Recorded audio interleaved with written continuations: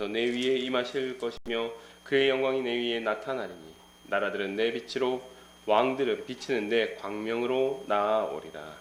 아멘. 이 시간 함께 일어나셔서 찬송 9장 부르시겠습니다.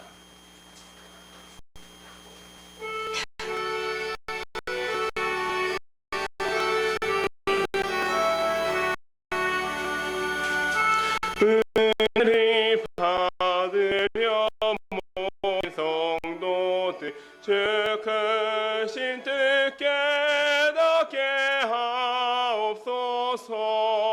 내 고통의 멍에를 다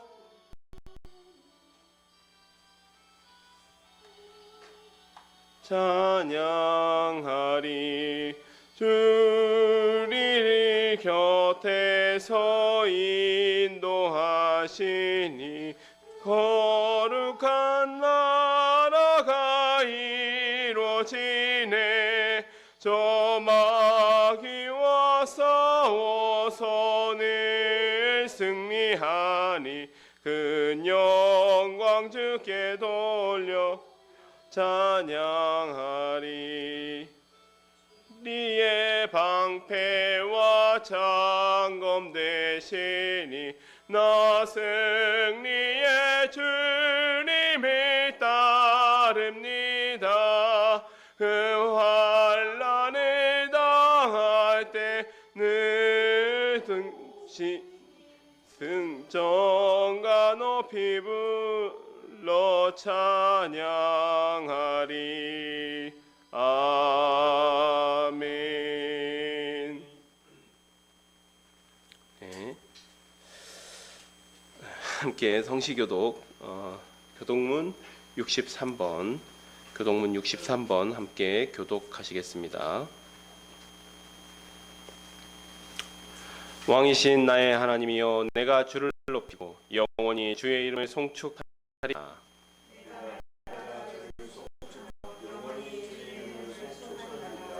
여호와는 위대하시니 크게 찬양할 것이라. 그의 위대하심을 측량하지 못하리로다.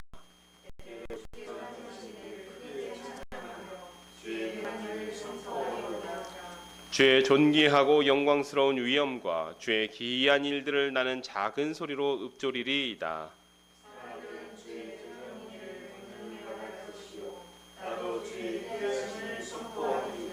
그들이 주의 크신 은혜를 기념하여 말하며 주의 의를 노래하리이다.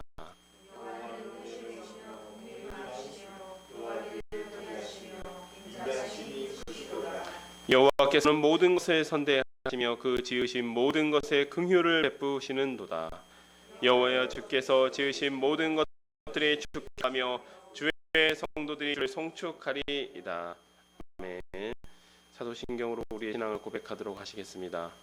전능하사 천지를 만드신 하나님 아버지를 내가 믿으며 그 외아들 우리 주 예수 그리스도를 믿사오니 이는 성령으로 잉태하사 하시고 본디오 빌라에게 고난을 받으사 십자가에 못 박혀 죽으시고 장사한 지 사흘 만에 죽은 자 가운데서 살아나시며 하늘에 오르사 전능하신 하나님 우편에 앉아 계시다가 저리로서 산자와 죽은 자를 심판하러 오시리라. 성령을 믿사오며 거룩한 공회와 성도와 서로 교통하는 것과 죄를 사하여 주시는 것과 몸이 다시 사는 것과 영원히 사는 것을 믿사옵나이다. 아멘. 자리에 앉아주시기 바랍니다. 이 시간 436장 찬송하시겠습니다.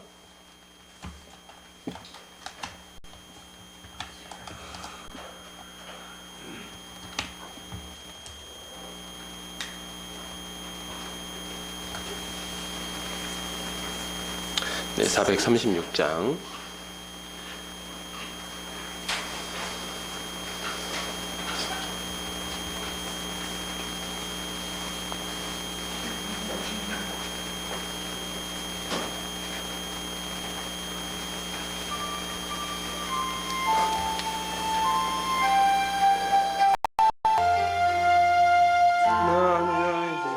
주님의 모든 모 예 감이로다.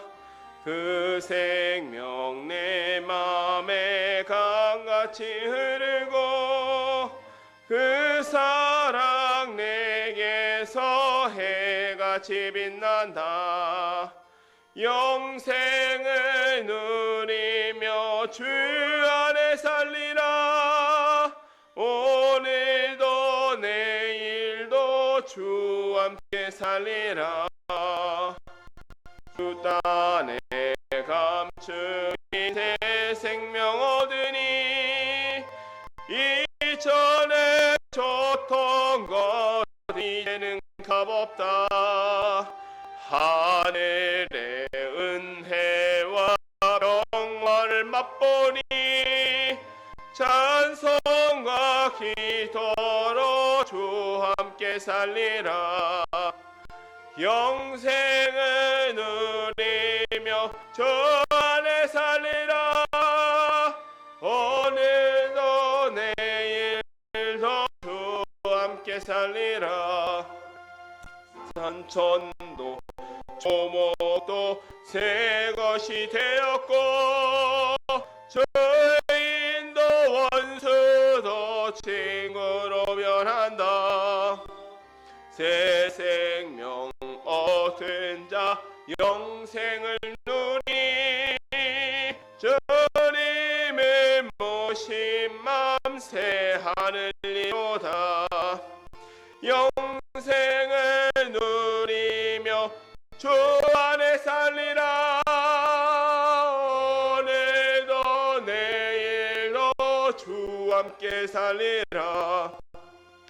주 따라 험하고 멀어도 찬송을 부르며 뒤따라가리라. 나주를 모시고 영원히 살리라. 나 섬기며 주 함께 살리라. 영생을 누리며 주 안에 살리라. 오늘도 내일도 주 함께 살리라. 아멘. 네, 이 시간 박예빈 간사님 나오셔서 기도 인도해 주시겠습니다.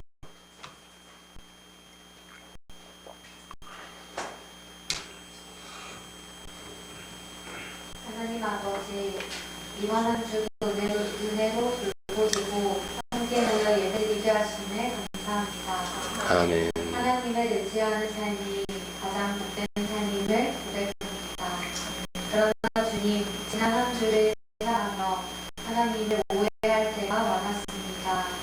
우리의 중심을 원하시며 우리와 대화하고 싶어하시는 하나님을 외면할 때가 많았음을 회개합니다. 이 시간 예배를 통해 하나님을 바로 알기를 원합니다. 아멘. 예배를 통해 하나님의 품 안에서 안식하며 하나님을 찬양하기를 소망합니다. 사도에게 세우시고 돌보시고 인도해 주시네 감사합니다. 우리 성도 한 사람 한 사람이 말씀을 귀히 여기며 말씀대로 살아가는 교회 되기를 기도합니다. 저희는 연약하고 무지해서 치우치기 쉬우니 선한 목자 되시는 주님께서 날마다 말씀으로 인도해 주세요. 이 시간 박규호 전도사님을 통해 하나님의 말씀을 듣습니다. 말씀을 전하시는 전도사님을 붙들어 주시고 하나님 주시는 힘으로 맡겨진 사명을 감당하시기를 기도합니다.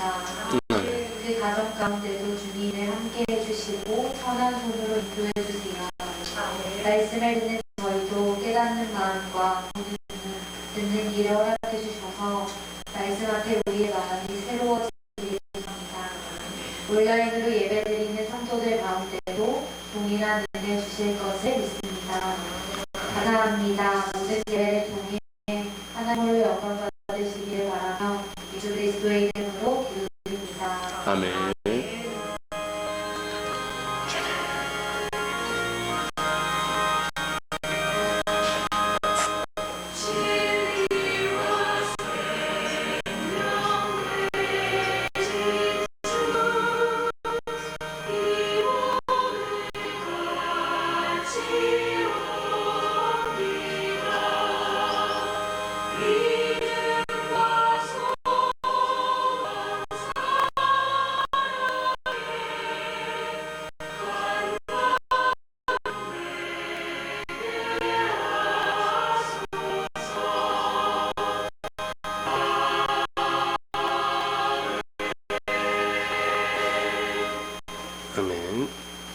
이 시간 우리에게 주신 하나님의 말씀은 역대하서 25장 14절에서 16절 말씀입니다. 역대하 25장 14절에서 16절 말씀입니다. 구약성경 689페이지에 있습니다. 제가 하나님의 말씀을 받들어 봉독하도록 하겠습니다. 아마시아가 에돔 사람들을 돌아올 때에 세 자손의 신들을 가져와서 자기의 신으로 세우고 그들 앞에 경배하며 분향한지라. 그러므로 여호와께서 아마시아에게 진노하사 한 선지자를 그에게 보내시니 그가 이르되 저 백성의 신들이 그들의 백성을 왕의 손에서 능히 구원하지 못하였거늘 왕은 어찌하여 그 신들에게 구하나이까 하며 선지자가 아직 그에게 말할 때에 왕이 그에게 이르되 우리가 너를 왕의 모사로 삼았느냐 그치라 어찌하여 맞으려 하느냐 하니 선지자가 그치며 이르되 왕이 이 일을 행하고 나의 경고를 듣지 아니하니 하나님이 왕을 멸하시기로 작정하신 줄 아노라 하였더라. 아멘. 기도하고 말씀 나누도록 하겠습니다. 하나님 아버지 감사합니다. 주님, 벌써 날씨가 선선하여지고 또 추워졌습니다. 이제 곧 한 해를 마무리하는 겨울이 될 것입니다. 주님, 그간 주님께서 베풀으시는 은혜를 생각하며 또 저희가 주님 앞에 나와서 예배합니다. 주님, 이 예배 드리는 중 가운데 우리가 영과 진리로 드리는 예배 되게 하여 주시고 또 주님의 말씀을 청중하는 동안 성령께서 저희의 마음 가운데 깨닫는 은혜를 허락하여 주시옵소서. 예수님의 이름으로 기도합니다. 아멘. 저희는 지난주에는 이 남유다의 제가 이제 이름 붙이기로 나붓기라고 할 수 있는 그런 시간들을 한번 살펴보았습니다. 바로 여호람 왕부터 여호람, 아하시아 그리고 아달랴 여왕까지 그 3대에 걸친 시간을 살펴보았습니다. 그리고 그 암기를 끝내는 왕이 있었습니다. 다윗 자손의 마지막 남은 뿔이라고 표현되었던 요아스 왕이었습니다. 다 이 일이 어떤 일 때문에 벌어졌냐면 참 그래도 참 아이러니한 게 역설적인 게 유다에서 그래도 선한 왕이었다라고 칭해지고 상당히 훌륭한 신앙을 가지고 있었던 바로 4대 왕이었던 여호사밧 왕부터 시작된 이야기입니다. 여호사밧은 경건한 왕이었죠. 그런데 악한 여호람, 그의 장자였기 때문에 여호람 왕에게 왕위를 물려줍니다. 여호람은 아합의 딸인 아달랴의 남편이었습니다. 그래서 그는 자기 아내의 꾀임을 받아서 북이스라엘의 바알과 아세라 우상을 받아들이게 됩니다. 또한 자기 권력욕 때문에 자기 형제들 다 착하다라고 표현되어 있는 자기 형제들을 모조리 다 죽이는 그런 폐륜을 저지르게 됩니다. 북왕국에 있었던 선지자 엘리야가 오죽했으면 북왕국에서 있던 엘리야가 이 여호람 왕에게 편지를 보내면서 왕이 왕보다 착한 형제들을 죽였다라고 책망하며 하나님께서 당신을 벌하실 거라는 내용의 편지를 보내게 됩니다. 결국 그는 블레셋과 아라비아의 침략을 받습니다. 그 전까지 여호사밧 왕 때에는 유다의 조공을 바치던 나라들이었죠. 근데 그 나라들이 반역을 하여서 유다를 침략해 온 것입니다. 그래서 예루살렘이 함락되어서 막내 아하시아를 제외한 모든 왕자들이 다 죽임을 당하게 됩니다. 그리고 나서 창자의 병이 되는 그런 끔찍한 죽음을 당하게 되죠. 하나님의 저주를 받고 창자의 병이 들어서 죽게 됩니다. 그의 뒤를 이어서 왕이 된 아하시아는 어머니였던 아달랴의 꼬임을 받고 또 우상 숭배의 길로 들어서게 됩니다. 또 아하시아 시대까지 또 북왕 동맹 관계가 유지되고 있었기 때문에 예후의 혁명에 휘말려서 이 아하시아도 목숨을 잃게 됩니다. 자기 친정 혈육들이 모두 다 죽임을 당하고 또 자기 아들까지 모두 죽게 되자 이 아달랴는 끔찍한 계획을 세우게 되죠. 바로 아하시아의 자식들을 다 죽이고 자기가 직접 유다의 왕이 되겠다. 그래서 새로운 아합 왕조를 남유다에 열어버리겠다, 세우겠다. 이런 이제 끔찍한 계획, 그런 야망을 가지고 자기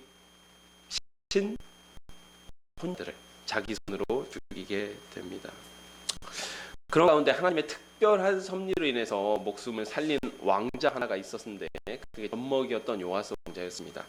그리고 이 여호세바라는 이 고모의 손에 구출된 요아스 왕자는 7살이 될 때까지 여호세바와 여호야다 대제사장 손에서 자라게 됩니다. 여호야다 대제사장은 요아스가 7살이 되자 혁명을 일으켜서 아달랴 여왕을 몰아내고 새로운 다윗 왕족을 다시 열게 됩니다. 요왕은 여호야다 대제사장이 살아있을 때는 성전을 보수하고 왕들을 철폐하는 그런 선정을 베풀게 되죠. 하지만 여호야다가 죽자마자 그 주에는 아부꾼들이 들게 됩니다. 그리고 그 아부꾼들의 말에 넘어가서 악행을 펼치게 되고, 무엇보다도 자기 이종 사촌이라고 할 수 있고 자기 생명의 은인이었던 그 여호야다 대제사장의 아들이었던 스가랴 선지자를 자기 손으로 죽이게 되는 그 끔찍한 일을 하게 됩니다. 오늘 본문은 요아스의 뒤를 이어서 왕이 된 아마샤, 그리고 우시아, 그리고 요담 통치를 살펴보도록 하겠습니다. 요담 같은 경우에는 이제 시간이 되면 이번 시간에 살펴보고, 시간이 안 되면 이제 오후 시간에 이어서 살펴보도록 하겠습니다. 25장 1절입니다.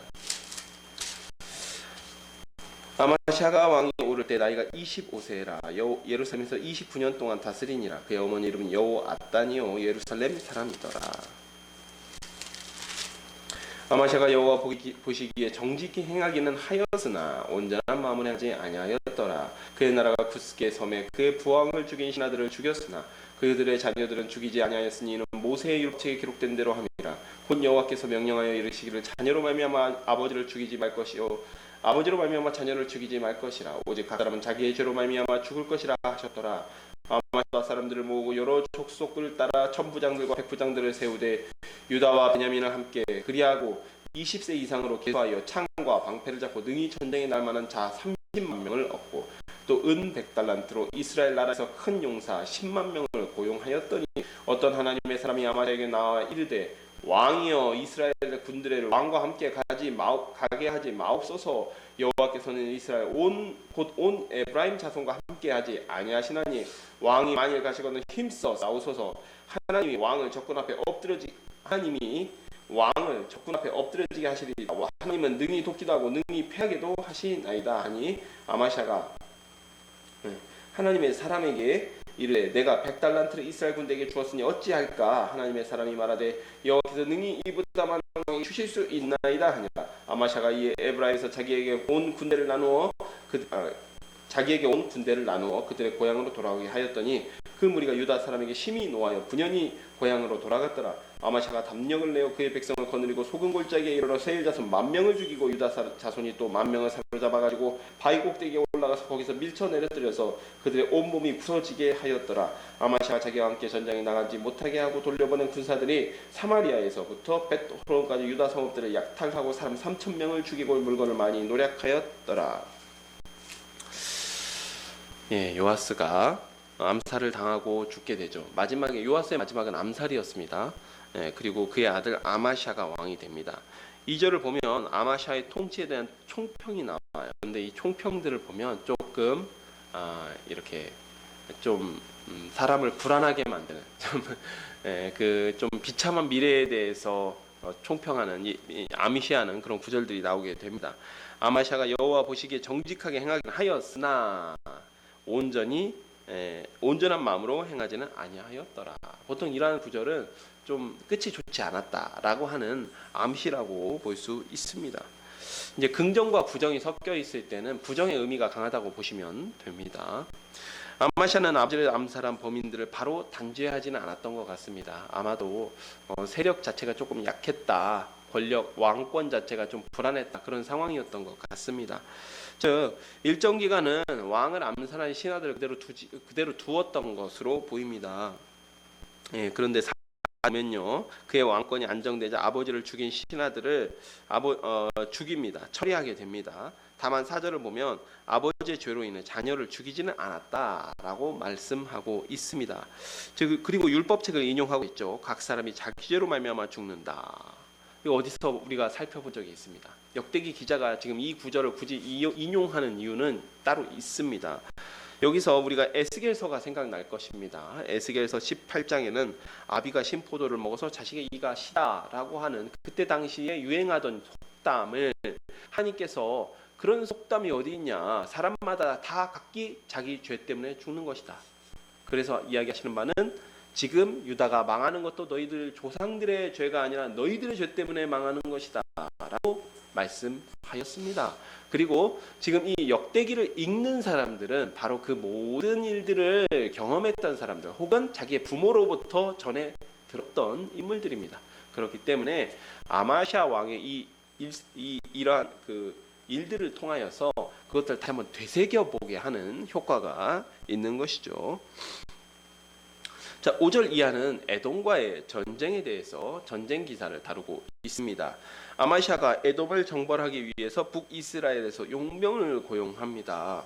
이때 당시에 원래 에돔은 사실은 유다 초기만 하더라도 이 유다의 지배하에 있었던 나라입니다. 그러니까 유다에 거의 복속되다시피 한 나라가 에돔이었는데 이 에돔 나라도 그렇고 블레셋도 그렇고 아라비아도 그렇고 또는 암몬도 그렇고 보면 유다가 강할 때 정확하게 말하면 그 왕들이 하나님께 경건한 마음을 가지고 선정을 베풀 때에는 보통 하나님께서 그 군사력 자체도 좀 막강하게 해주십니다. 그래서 나머지 그 주변의 나라들이 다 유다에 복속을 해요.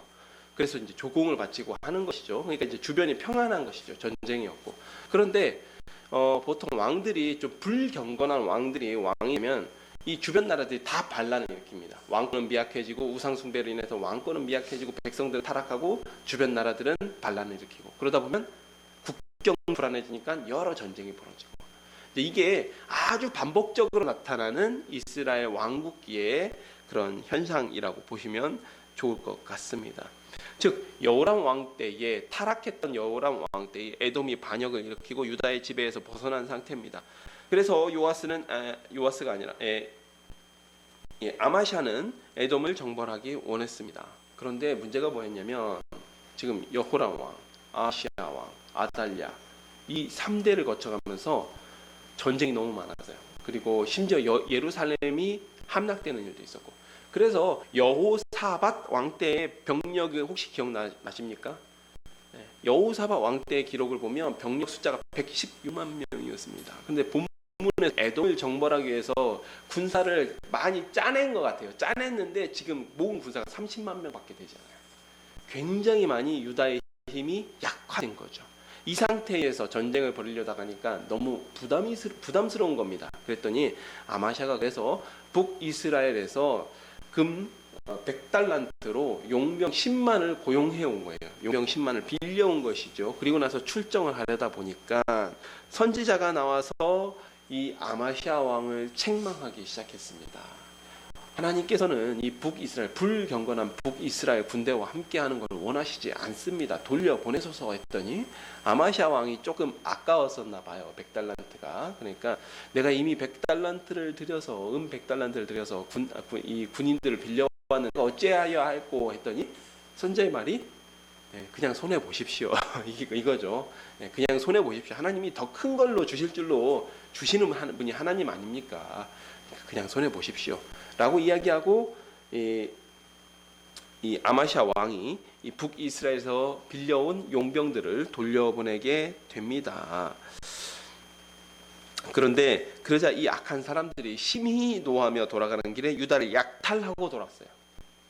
좀 웃기는 일 아닙니까? 돈 받았으면 됐지. 돈 받고 일 안 하면 좋은 거 아닙니까? 예. 좀 약간 이상한 일이긴 하지만 계약금만 받고 지금 일은 안 한 거잖아요. 일은 실제로 안 하고 결국 전쟁에 나가면 그 군인들도 결국에는 자기 목숨 걸고 싸워야 되는데 그 일 못 안 하게 해주고 돈만 받았으니까 좋은 일 같은데 오히려 노하면서 돌아가면서 유다 성읍들을 약탈하면서 돌아갔단 말이죠. 이건 우리가 이 일들을 좀 더 살펴봐야 되는 게 100달란트가 좀 큰 돈이긴 합니다. 이게 은으로 보면 은 한 3.4톤 정도 되죠. 은 3.4톤 정도 됩니다. 그런데 은 3.4톤인데 이걸 10만 명으로 나누잖아요. 10만 명으로 나누면 제가 대략적으로 계산을 해보니까 약 한 사람당 얼마 정도 되냐면 은이 한 34g 정도 받습니다. 한 돈 정도 되나요? 은으로 한 돈. 그러니까 그때 당시 단위로 계산해 보면 3세겔이 안 되는 돈이에요. 3세겔이 안 되는 돈. 즉 100달란트는 그러니까 우리가 이 계약을 한번 추정해 볼 수가 있는데 100달란트는 일종의 제가 앞에서 말씀드린 대로 계약금 쪽 거예요. 계약금 쪽고 아마샤 왕이 이렇게 이제 약속을 했던 것 같아요. 북이스라엘 군대에게 전쟁에서 이기면 에돔을 약탈할 수 있게 해주겠다. 그러면 내 부족한 금액은 에돔을 약탈해서 너희들이 채워가라. 예. 근데 고대의 용병 계약 같은 경우에는 이런 계약들도 많이 있었습니다. 그런데 약탈로서 그 부족한 금액을 대신하려고 한 건데 북이스라엘 군대가 그냥 돌아가라고 하니까 이제 화가 났던 거죠. 그러니까 그러면 꽝 대신 닭이라고 내가 유다 성읍이라도 우리가 유다 성읍이라도 약탈해야겠다 하면서 돌아가면서 유다 성읍을 약탈해 버린 겁니다. 이제 북이스라엘 군대가 그렇게 이제 행패를 부린 거는 행패를 부린 일이고 아마샤 왕도 출진을 하게 됩니다. 그래서 이제 아마샤 왕이 에돔과의 전쟁을 붙게 되는데 11절을 보면 하나님께서 아마샤가 하나님 말씀에 순종하여 10만 명을 돌려 보내고 에돔과의 전쟁에서 승리하게 됩니다. 선지자의 말씀을 들어서 선지자가 전해준 하나님의 말씀에 순종하여서 승리하게 된 것이죠. 근데 문제는 바로 여기서부터 시작되었습니다. 하나님의 말씀에 순종한 것까지는 좋았는데 그 뒷이야기, 뒷처리가 너무나 좋지 않았던 왕이 바로 아마샤 왕입니다. 14절부터 보도록 하겠습니다. 14절부터 25장 제일 마지막인 28절까지 한 번에 보도록 하겠습니다. 아마샤가 에돔 사람을 죽이고 돌아올 때 세일 자손들의 신들을 가져와서 자기의 신으로 세우고 그것들 앞에 경배하며 분향한지라.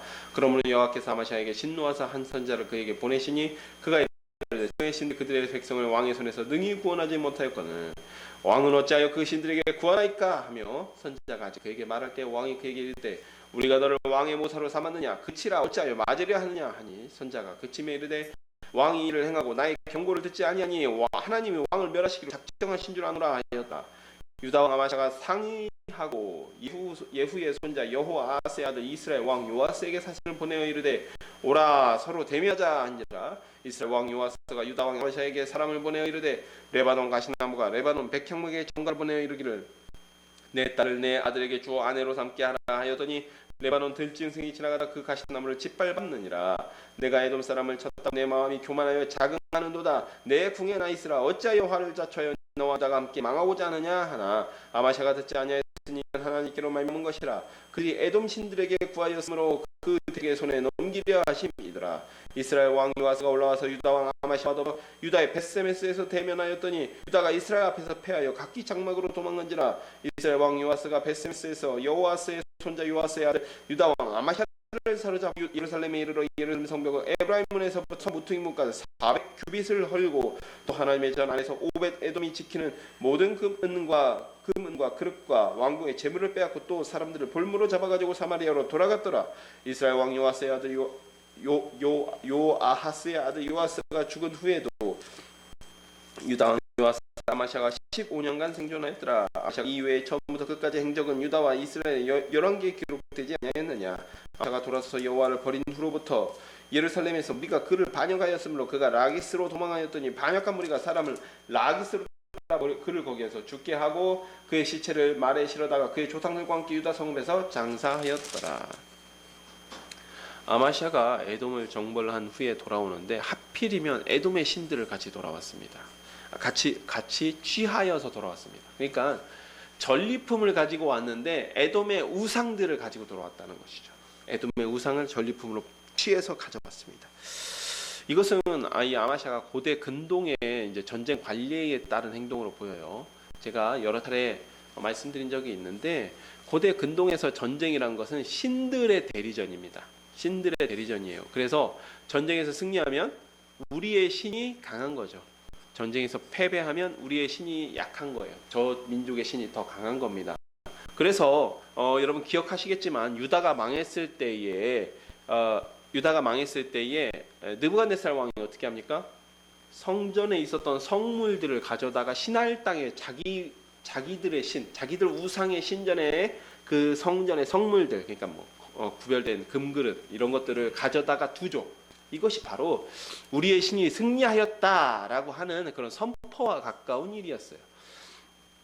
그래서 우상을 가져온 줄 알았는데 사실은 그 우상조차도 부셨어야 되죠.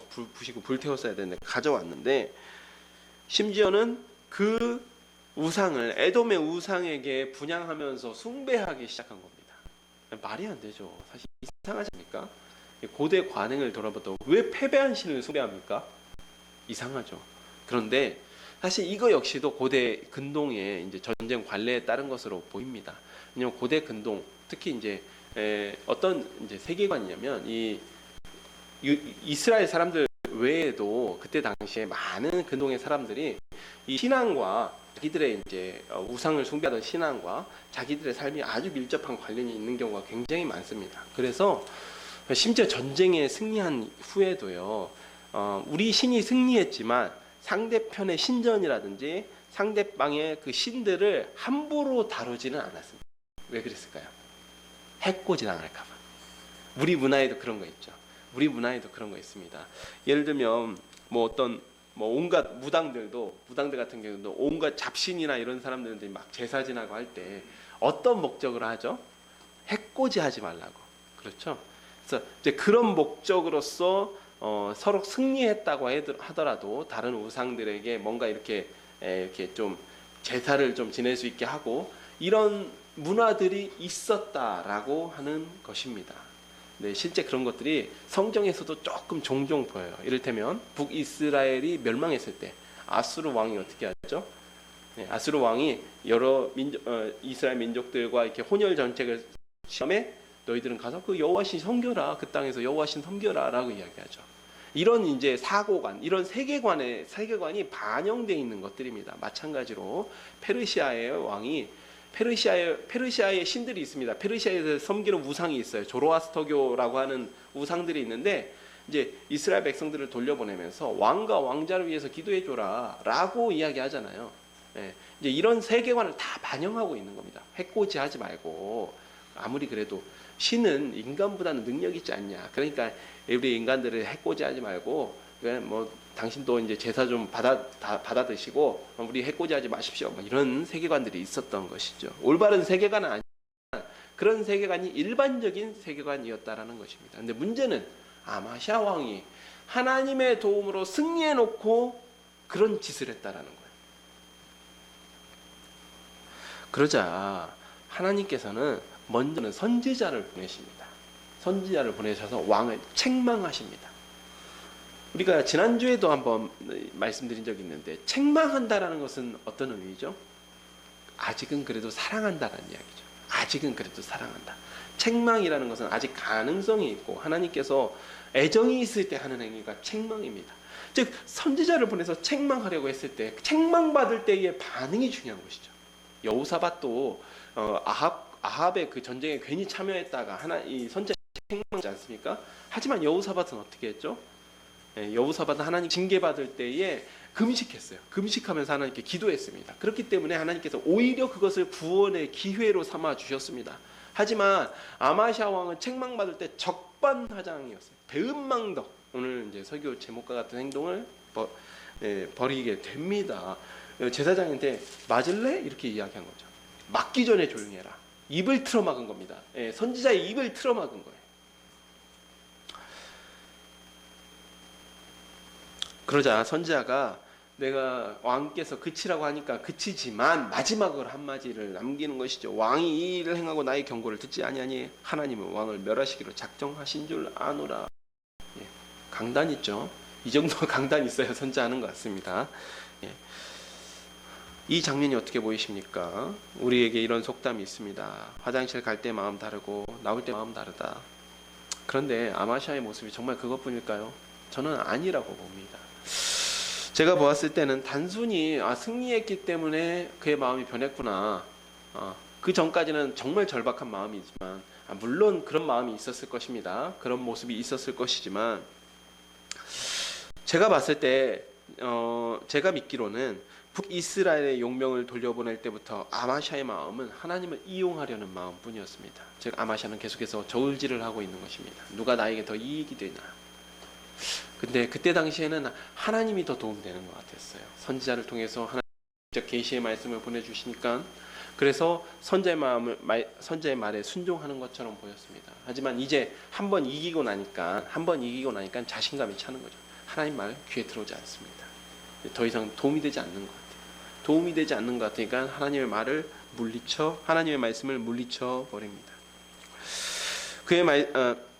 하나님을 경외하면서 그의 말씀에 기꺼이 순종하는 모습을 보인 것이 아니라 좀 더 자기에게 도움이 돼 보이는 말을 들은 것이죠.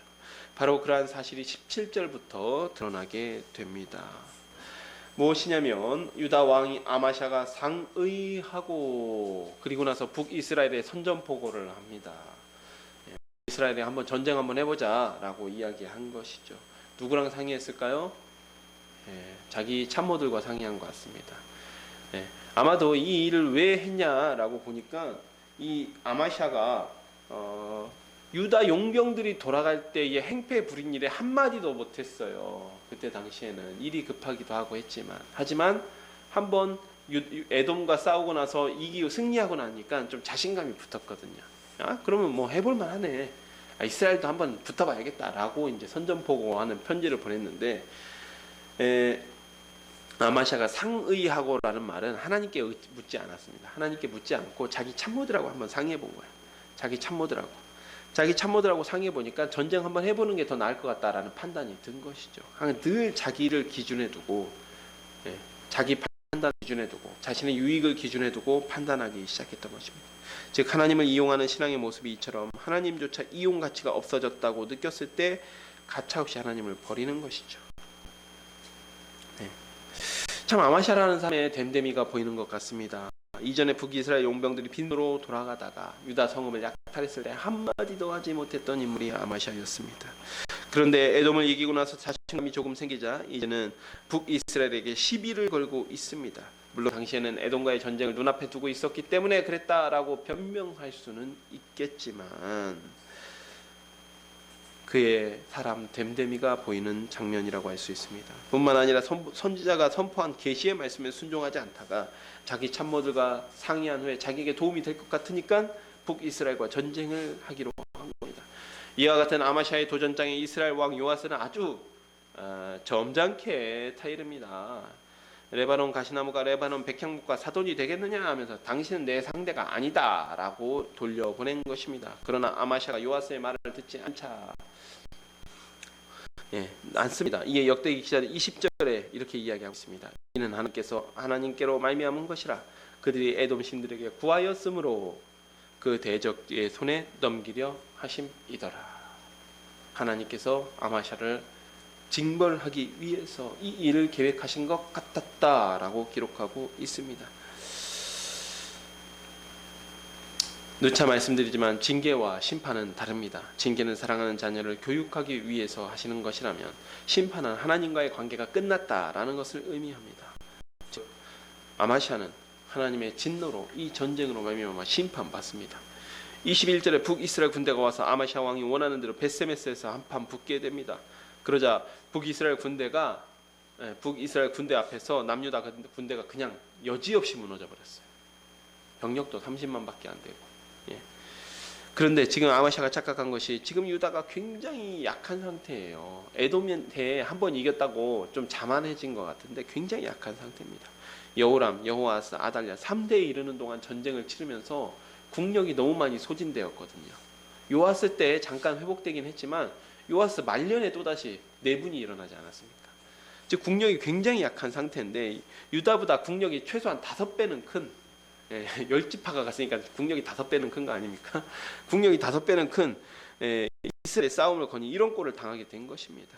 북이스라엘 왕 요아스는 전쟁에서 승리하고 예루살렘 성벽을 400규빗을 헐고 왕궁과 성전을 약탈해서 돌아갑니다. 에돔에게 승리해서 가져온 전리품 모조리 다 북이스라엘 소유가 되었습니다. 그리고 나서 쿠데타가 일어납니다. 27절에 반란이 일어나는데 요아스가 쿠데타를 피해서 라기스까지 도피를 합니다. 하지만 거기서 따라잡혀서 죽임을 당합니다. 자기의 편의에 따라서 하나님의 말씀을 들었다가 버린 사람의 만로가 이처럼 비참하였습니다. 지금부터는 우시야 왕의 통치를 살펴보도록 하겠습니다. 유다 온 백성이 나이가 16세 된 우시야를 세워 그의 아버지 아마샤를 대신하여 왕으로 삼으니 아마샤 왕이 그의 열조의 묘실에 누운 후에 우시야가 엘롯을 건축하여 유다에 돌렸더라. 우시야가 왕위에 오를 때 나이가 16세라 예루살렘에서 52년간 다스리니라. 그의 어머니의 이름은 여골리아요 예루살렘 사람이더라.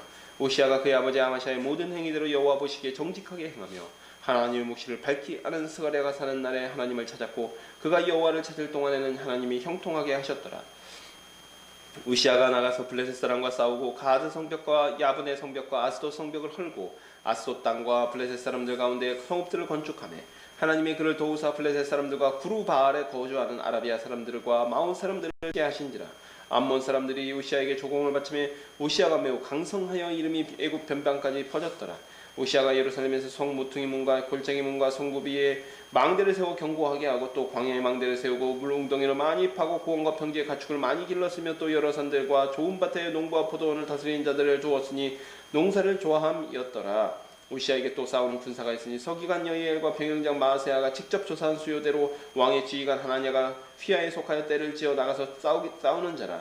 족장의 수가 2600명이 모두 큰 용사요 그의 휘하에 군대가 30만 7500명이라 건장하고 싸움에 능하여 왕을 도와 적을 치는 자이며 우시야가 그의 온 군대를 위하여 방패와 창과 투과 갑옷과 활과 물맷돌을 준비하고 또 예루살렘에서 재주 있는 사람들에게 무기를 고안하게 하며 망대와 화살과 큰 돌을 쏘고 던지게 하였으니 그의 이름이 멀리 퍼지면 기이한 도우심을 얻어 강성하여 짐이었더라. 우시야는 이 쿠데타로 죽임을 당한 아버지를 대신하여서 왕이 됩니다. 아버지를 묘실에 안치한 후에 엘롯을 건축하였다라고 기록되어 있습니다. 이 엘롯이 어디냐면 에시온 게벨이라고 하는 곳입니다. 에시온 게벨은 여러 차례 들으셨죠? 예, 솔로몬 왕 때에 에시온 게벨에서 남방과 무역을 하였고 여호사밧 왕 때도 에시온 게벨에서 북왕국과 연합하여서 무역을 하려다가 파선한 적이 있었습니다. 에시온 게벨은 이 아카바만 제일 북단에 있는 항구 도시였어요. 근데 여기를 건축하였다라는 것은 우시야 왕 때에 이 아카바만을 통해서 남방과 교역을 했다라는 이야기입니다. 그러니까 무역을 통해서 재정도 확충하고 국력도 신장시켰다라고 하는 의미이죠. 그런데 이 우시야도 왕으로서 정직하게 살긴 했습니다. 그 아버지보다는 조금 나았던 것 같은데 문제는 그 역시도 단서가 붙어요. 선지자 스가랴, 하나님의 묵시를 밝히 아는 스가랴가 사는 날에 하나님을 찾았고 묵시를 밝히 아는 사람이 이제 선지자죠. 그런데 선지자가 있는 동안에 하나님을 찾았고 이런 단서가 붙는 경우는 늘 끝이 좋지 않죠. 다만 우리가 긍정적으로 볼 수 있는 부분은 사람의 의지하는 신앙은 바람직하지 않습니다만은 하지만 좋은 스승을 두는 것, 자기 신앙에 좋은 스승을 두는 것도 사실 그 사람에게 복이기는 합니다. 즉 우리가 어떤 사람에 얽매여 버리는 그 사람 아니면 안 되는 신앙을 사는 것은 문제가 있어요. 하지만 우리가 스스로 온전하게 잘 설 수 없을 때에는 좋은 스승을 두고 그 스승의 지도를 따라서 하나님과의 관계를 계속해서 깊이 있게 하는 것, 이것은 하나님께서 허락하신 복이라는 것이죠. 우시야는 그런 복을 받았던 인물입니다. 다만 안타까운 점은 사람에게 의존하는 신앙을 벗어나지는 못했다라는 사실이죠. 그런데 이 우시야의 치세를 보면 무려 52년간 다스립니다. 저희가 열왕기 할 때 우시야 이야기를 잠깐 한 적이 있어요. 근데 이 우시야라는 인물은 우시야 시대의 북왕국의 왕은 여로보암 2세였습니다. 그래서 북왕국과 남왕국이 모두 다 태평성대를 이루고 가장 강성한 국력을 가지고 있었던 때 유다의 중반부에 최전성기를 이끌었던 왕이 우시야 왕입니다. 북이스라엘은 여로보암 2세고요. 그래서 약 50여 년간의 태평성대가 이어집니다. 당시 근동에서 가장 강력한 나라 아수르가 내분에 빠져 있었어요. 우리가 좀 세계사를 좀 살펴보면 아수르 자체가 내분에 빠져서 뭐 이렇게 왕자들끼리 막 전쟁이 나고 막 다툼이 나고 그러면서 바깥으로 힘을 투사할 만한 힘을 쓸 만한 그 여지가 별로 없었습니다. 그러다 보니까 남왕국과 북왕국 모두 다 좀 태평성대를 누리고 있었던 측면들이 있습니다. 6절 이하로는 우시아의 군사적 업적들이 기록되어 있습니다. 그 전에는 이제 블레셋에게 예루살렘이 함락되는 그런 굴욕을 맛보기도 했던 유다가 블레셋과 싸워서 블레셋 땅을 빼앗았습니다. 그리고 그 블레셋과 연합하여서 예루살렘을 넘보았던 아라비아 그리고 마온 사람들을 칩니다. 이때 암몬 사람들은 유다의 조공을 바칩니다. 또 9절에 예루살렘 성에 망대를 세웁니다. 이 9절은 아마샤 때에 이스라엘 군대가 와서 예루살렘 성벽을 400규빗을 허물었었죠. 이것들을 수축하고 다시 예루살렘 성의 방어력을 좀 높였다라고 이해하시면 좋을 것 같습니다. 또 광야에 망대를 세우고 물 웅덩이를 많이 팠습니다.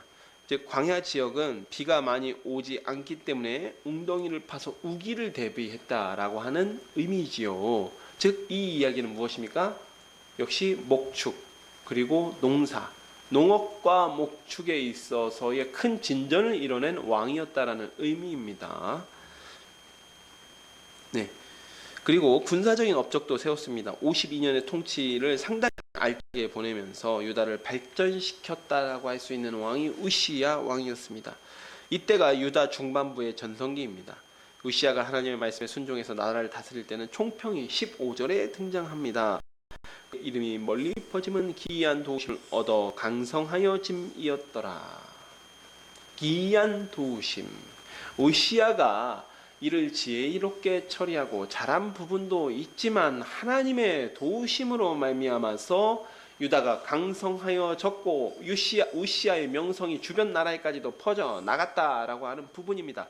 하지만 문제는 우시야가 이 모든 것을 자신의 영광으로 취하면서부터 시작되었습니다.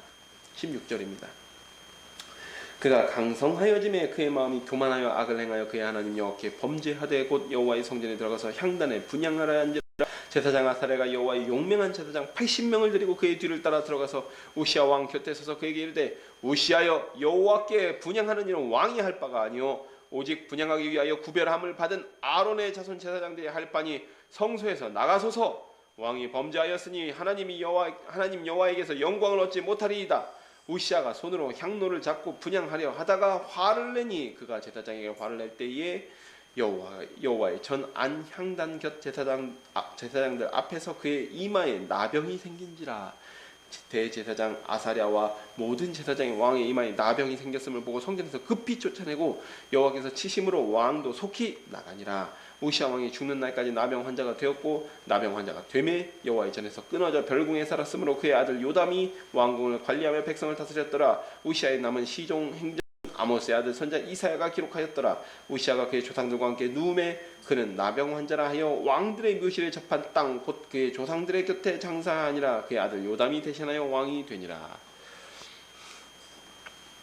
앞에서 살펴본 것처럼 하나님의 기이한 도우심을 입었던 우시야도 나이가 들고 지도해주는 사람이 없자 교만해집니다. 이제는 하나님께서 정하신 제사장의 직분까지 넘본 것이죠.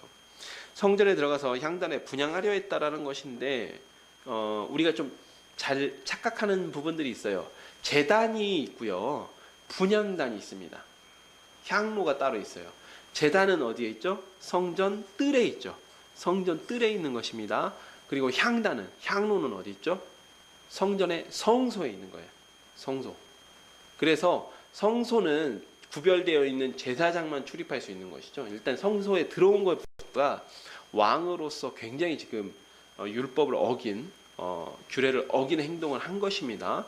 그런데 이 제단과 향단은 조금 역할이 달라요. 제단에서는 제물을 잡습니다. 말 그대로 제물을 씻어가지고 이제 레위인들이 이 제물을 손질하면 제사장이 그것을 제단 위에서 불로 피우죠. 그래서 제단에 드려지는 이 제물들은 예배의 의미가 있어요. 예, 번제라든지 5대 제사가 있죠. 이 예배가 있고 그러면 그것만 하고 끝나냐? 그렇지 않고 거기에서 이제 불을 가져다가 이게 이제 하나님께서 허락하신 불입니다. 나답과 아비후가 드렸던 불은 허락하지 않았던 불. 그 불을 가져다가 향단에다가 향을 사릅니다. 그럼 향단은 무엇이냐면 성도들의 기도를 상징하는 것입니다. 그래서 요한계시록을 보면 성도의 기도가 이 기도의 향으로서 표현됩니다. 그래서 하나님께서 이 기도의 향을 대접에 담아다가 이 천사들이 대접에 담아다가 하나님 앞에 이렇게 가져다 드리는 장면들이 나옵니다. 즉 향단은 성도의 기도를 상징하는 것인데 이 우시아 왕이 얼마나 교만하여졌으면 이 향단에다가 이 분향하려 하는 행동을 하려고 했다라는 것이죠. 그러자 대제사장이 강단 있게 제사장들이 이끌고 들어가서 왕을 제지를 합니다. 그랬더니 왕을 화를 내는 것이죠. 왜 나를 제지하냐 하면서 화를 내다가 어떻게 되죠? 이마에 나병입니다. 물론 여기 있는 나병은 보통 이 구약 시대 때 나병이라고 하는 것은 꼭 문둥병, 한센병만을 의미하지는 않습니다. 일반적인 피부병을 다 나병이라고 했어요. 왜냐하면 우리가 그 레위기 13장 보면요, 나병에 대한 규례가 나오잖아요. 근데 이 나병이 옷이나 혹은 집에까지 이게 전염되는 것처럼 표현이 되어 있거든요. 근데 그러니까 이 한센시병 같은 경우에는 일반적으로 우리가 나병, 문둥병이라고 번역하는 나병이기도 하고 그것들을 포함하는 더 좀 넓은 개념이 나병이라는 것이죠. 성경에서 말하는 나병인데 어찌됐든 이게 한센병인지는 알 수가 없습니다. 그런데 이마에 그 즉시 나병이 복발하게 된 것입니다. 그러자 이 끝까지 버티고 있었던 우시아 왕도 너무나 당황해서 곧바로 성전 밖으로 쫓겨나게 되고 그 이래로 별궁에 유폐되게 됩니다. 굉장히 비참하게 죽게 된 거죠. 말년을 비참하게 보내게 된 거예요. 별궁에 유폐되고 그 아들 요담이 아버지를 대신하여 나라를 다스리게 됩니다. 심지어 그는 죽었을 때조차 나병 환자나 묘실에 안치되지 못하였고 묘실 인접한 땅에 안치됩니다. 우시아가 하나님께 순종하여 큰 복을 받았지만 그가 교만하여졌을 때 하나님께서는 더욱 엄하게 징벌을 내리셨다라고 하는 사실을 알 수가 있습니다. 그럼 우시아가 이게 언제쯤 된 것 같냐? 이게 사실 저희가 요담의 해적을 보면 조금 알 수 있는데요. 요담이 아버지를 대신하여서 이스라엘 땅을 다스렸던 것이 한 8년 정도 되는 것 같아요. 그러니까 요담의 통치가 총 16년인데 요담의 통치 전반기 8년은 왕자로서 이 유다 땅을 다스렸던 것이고요. 아버지를 대신하여서 아버지가 아프기 때문에 대리 통치를 했던 것이고 나머지 8년이 16년 중에 나머지 8년이 요담이 왕으로서 통치했던 그 기간이기는 합니다. 27장까지 보도록 하겠습니다. 요담이 왕이 오를 때 나이 25세라 예루살렘에서 16년 동안 다스리니라. 그의 어머니의 이름은 여루사요 사독의 딸이더라.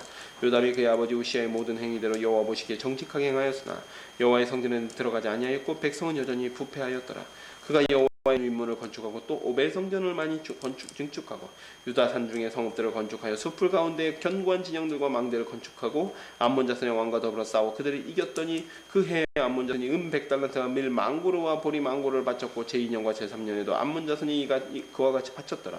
요담이 그의 하나님 여호와 앞에서 바른 길을 걸었으므로 점점 강하여졌더라. 요담의 남은 사적과 그의 모든 전쟁과 행위는 이스라엘과 유다 열왕기에 기록되니라. 요담이 왕위에 오를 때에 나이가 25세의 예루살렘에서 다스린 지 16년이라. 그가 그의 조상들과 함께 누움의 다윗성에 장사되고 그의 아들 아하스가 대신하여 왕이 되니라. 요담은 우시아가 나병에 걸려서 나라를 다스리지 못할 때에 아버지를 대신하여서 통치를 시작합니다. 그의 2절을 보면 요담이 말년에 타락한 아버지의 모습을 통해서 좀 확실하게 배운 바가 있는 것 같아요. 성전에는 절대 출입하지 않았다라고 하는 것입니다. 아버지가 성전에서 행패를 부리다가 하나님의 징벌을 받는 모습을 보고 스스로 조심했다라고 하는 의미입니다. 문제는 백성들이 부패했다라는 점이에요. 역대하 26장 22절을 보면 우시아의 행적을 이사야 선자가 기록했다라고 하고 있습니다. 그리고 이사야 선자가 사역을 시작했던 해가 우시아 왕이 죽던 해죠. 우시아 왕이 죽던 해에 이사야 6장에 이사야 선자가 소명을 받게 됩니다. 즉 본문에서 백성이 부패했다라는 이야기는 이미 오랜 세월 동안 백성들의 부패한 모습이 누적되어 왔다라고 하는 사실을 알 수 있는 것입니다. 중간중간 경건한 왕들이 개혁적으로 지속적으로 또 하나님을 경배하고자 하였지만 하나님 앞에 범죄한 일들이 누적되어 이제는 이사야 선자가 하나님의 말씀을 선포하고 책망을 시작하는 시기가 도래하게 되었습니다. 3절 이하는 요단의 업적에 대한 것입니다. 요담이 건축한 성전 윗문은 북문으로 보입니다. 또한 오벨성을 건축하였는데 오벨성은 성전이 있던 모리아산에서부터 이어지는 어떤 언덕이라고 보시면 될 것 같아요. 그쪽에 성전을 건축하였다. 즉 이거 역시 요담의 업적으로 기록되는 이유가 뭐냐면 성전 주변으로 해서 좀 이렇게 그 성벽을 확충함으로써 성전을 좀 방어하기 용이하게 하였다라고 하는 부분이 그의 업적으로서 기록되고 있는 것입니다. 그리고 5절에서는 암몬 자손이 조공을 바치도록 복속시킵니다. 통치 기간이 좀 짧은 편입니다. 그래도 그에 대한 평가는 하나님 여호와 앞에서 바른 길을 걸었으므로 점점 강하여졌다라고 하는 부분입니다. 다만 열왕기에는 이런 구절이 붙어 있어요. 뭐냐면 요담이 산당은 제거하지 않아서 백성들이 산당에서 제사를 드리고 분향했다라는 기록이 있어요. 즉 백성들의 부패가 어디에서부터 비롯된 것인지 알려주고 있는 것이죠. 산당에서 제사를 드리다 점점 변질이 되고 그것들이 우상 숭배로 이어지고 이랬던 모습들이 백성들이 부패하게 된 계기라는 이야기입니다. 사랑하는 여러분, 오늘은 여기까지 살펴보도록 하겠습니다. 오늘 아마샤와 우시아는 공통점이 있습니다. 하나님의 말씀에 순종하여 큰 은혜와 축복을 경험한 사람들이라는 것입니다. 그러나 그들의 말년은 또 공통점이 비참한 말년을 보냈다라고 하는 공통점이 있습니다. 아마샤는 하나님을 이용하려 했습니다. 하나님의 말씀에 순종하는 것은 전쟁에 승리하는 길인 것 같을 때, 전쟁에 승리하는 데 도움이 된 것 같을 때는 순종하였습니다. 그러나 전쟁에서 승리한 후에는 하나님의 말씀을 더 이상 귀담아 듣지 않습니다. 하나님이 더 이상 필요 없어진 것입니다. 선지자를 협박하여서 선지자의 입을 막으려고 했습니다. 우시아의 경우 그 시작은 경건한 스승을 두고 올바른 길로 행하려 하였습니다. 또한 하나님께서는 말씀에 순종하는 그에게 큰 복을 주셔서 귀한 도우심을 입게 하였습니다. 그러나 그 역시 자기를 지도해 줄 스승이, 영적 스승이 사라지자 교만해집니다. 하나님께서 나누어 놓으신 제사장과 왕의 직분은 하나님께서 목적이 있으시기 때문에 나누어 놓으신 것인데 그것을 침범하려 한 것이죠. 그러다가 하나님께 벌을 받습니다. 두 사람 모두 그 말년은 비참하게 죽게 됩니다. 우리는 이 두 왕의 이야기를 통해서 몇 가지 사실을 깨닫게 됩니다. 먼저는 우리 안에 죄성이 얼마나 뿌리 깊은지에 대한 것입니다. 우리가 열왕기나 역대기를 살펴보면서 반드시 살펴봐야 하는 부분이 인간의 죄성이 이렇게 뿌리 깊은 것이구나 라고 하는 사실을 반드시 살펴보아야 합니다. 사람의 겉모습이 아무리 경건하고 좋아 보여도 우리 모두는 내면에 악한 죄의 본성이 있습니다. 이러한 죄의 본성은 성령의 인도하심에 순종하여 끊임없이 하나님의 말씀으로 다스려지지 않으면 언제고 우리의 주인 노릇을 하려고 듭니다. 죄가 주인 노릇을 하는 것이죠. 그래서 구원받은 우리도 하나님의 말씀으로 인도함 받기를 구해야 합니다. 다음으로 교만은 패망의 선봉이라는 사실입니다. 이 두 사람 모두 하나님의 도우심으로 거둔 성공을 자기의 것으로 착각하고 그것을 자기의 영광으로 취하려고 했습니다. 그러다가 하나님의 기이한 도우심을 잊고 그것으로 자기의 영광을 삼는 순간 그는 교만하여졌고 패망하게 되었습니다. 믿는 자의 덕목은 큰 성공이 아닙니다. 첫째도 둘째도 셋째도 겸손일 뿐입니다. 이 이야기를 한 사람이 바로 어거스틴이라고 하는 사람입니다. 믿는 자의 덕목 첫째도 둘째도 셋째도 겸손이다. 이 시간 우리 모든 샤론의 가족들이 항상 하나님의 말씀으로 다스려지면서 하나님의 축복을 경험하여 늘 겸손한 삶을 사시기를 소망합니다. 제가 기도하고 말씀 맺도록 하겠습니다. 하나님 아버지 참으로 감사드립니다. 오늘은 아마샤와 우시아와 요담의 통치를 살펴보았습니다. 주님, 아마샤와 우시아 같은 경우에는 하나님의 말씀에 순종하여 큰 복을 경험하였다라고 하는 공통점이 있었습니다. 그러나 또한 그들의 말년이 비참하였습니다. 그들이 교만하여져서 하나님을 버렸기 때문입니다. 주님, 이처럼 우리 안에 죄성이 얼마나 뿌리 깊은지에 대해서 깨닫게 됩니다. 주님, 우리는 주님의 말씀으로 다스려지지 않으면 죄를 지을 수밖에 없는 죄인들입니다. 오 주님, 성령의 능력으로 말미암아 우리를 다스려 주시옵소서. 또한 우리가 늘 겸손하게 하여 주시옵소서. 교만인 패망의 선봉임을 고백하오니 우리가 늘 겸손함으로 말미암아 언제나 주님의 인도함 가운데 승리할 수 있는 우리 샤론의 가족들이 되게 하여 주시옵소서. 예수님의 이름으로 기도합니다. 아멘. 이 시간 276장 부르시면서 준비하신 예물을 하나님께 올려드리도록 하겠습니다.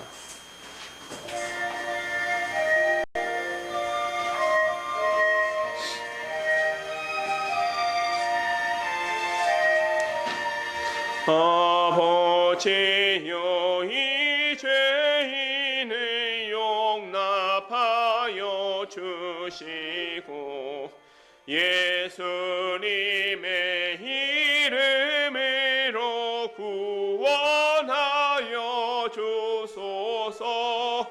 아버지를 떠나 산지 벌써 오래되었고 험한 길에 고난 몸이 이제 돌아옵니다. 전에 하던 헛된 일을 애통하게 여기고 선하게 엎드려서 서하심 빕니다. 은혜 감당 못하오나 회개하는 영혼과 나의 약한 육신까지 감히 드리옵니다. 나의 죄를 사하리려 주님 적으셨으니 그 공로를 의지하여 주만 의지합니다. 아버지여, 용납하사 나를 품어주시고 주의 사랑 품 안에서 길이 살게 하소서. 아멘. 기도하겠습니다. 하나님 아버지, 참으로 감사드립니다. 오늘 우리에게 이렇게 귀한 날 주시고 주님을 예배하는 자리로 모아주시니 감사드립니다. 주님, 저희가 주님의 전 앞에 나오면서 주님께서 저희에게 허락하신 모든 것들 중에 일부를 구별하여 나왔습니다. 이 물질 기뻐 받아 주시오며 이 물질이 사용되는 곳마다 주님의 나라가 확장되며 주님의 이름이 전파되는 역사가 나타나게 하여 주시옵소서. 예수님의 이름으로 기도합니다. 아멘. 오늘 우리 샤론교회 예배에 참석한 여러분 모두를 주님의 이름으로 환영하며 하나님의 은혜와 지가 함께 하시기를 축복합니다. 네, 예배 참석 어려운 분들 유튜브에서 샤론교회 라이브로 함께 예배에 참여하고 있는데 좀 부득이하게 어려우신 분들만 이용해 주시면 감사하겠습니다. 그리고 주보 뒤편에 우리 교회 기도 제목이 있는데 여러분 기도하실 때마다 우리 교회를 위해서 함께 기도해 주시면 감사하겠습니다. 이 시간 함께 일어나셔서 찬송 3장 부르신 후에 주기도문으로 예배를 마치도록 하겠습니다.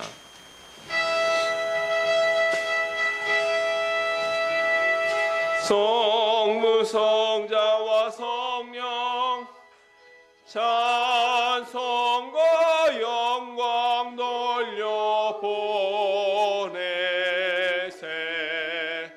대초로 지금까지 또 영원 무궁토록 성삼위께 영광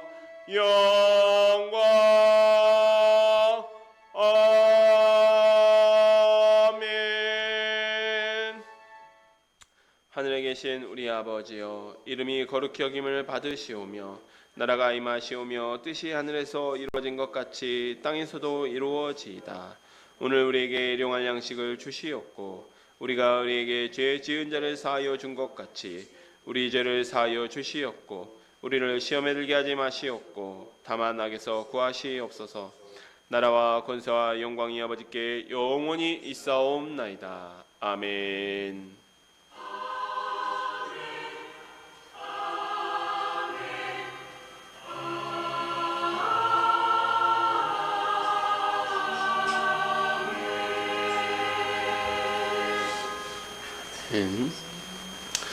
네, 예배 마쳤습니다. 하나님께 영광과 감사의 박수 올려드리겠습니다.